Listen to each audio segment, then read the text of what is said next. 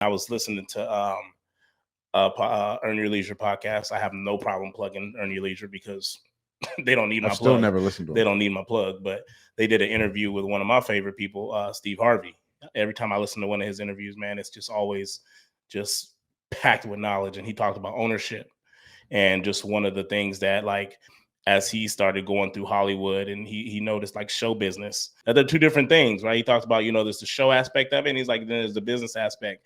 And when you're early on, you're so focused on just making it that you pay attention to the show, but you don't pay attention too much to the business part of it. And then how pretty much after paying managements, agents, all this stuff, and then 40%, the government wants 40%. And he's like, you're losing 70% of your money.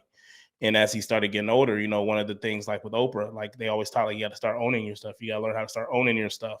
And I thought that was super powerful because, again, this is something that comes down to experience. Yeah. And so he started going through just some of the core values that he had in his company. And he talked about being able to dream and having an imagination. And one thing that he said, he hired someone. And one of the biggest things he said in his company is just no excuses.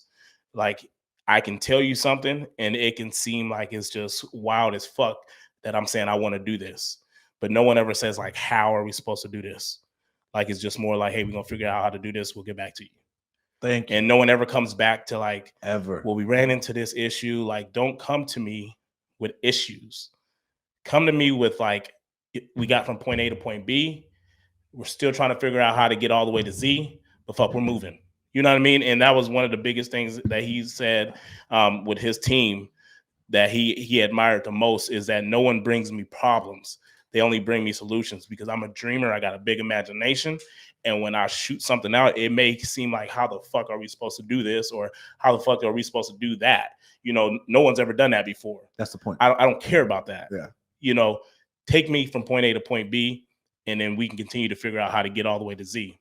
My only pushback on that is, like, okay, let's say you can't fucking figure it out. Then you hired the wrong person, because that person should be able to at least go find the person that can figure it out. Depending on your scale, right? 100%. We're not talking small business, right? We're just talking in general of where you would ultimately, when you're building a team, this is ideally what you would probably want in that team. You would want someone that can find the resources, because now money's not the issue. Yeah. Now it's just knowing the right people or finding the right people to solve that problem.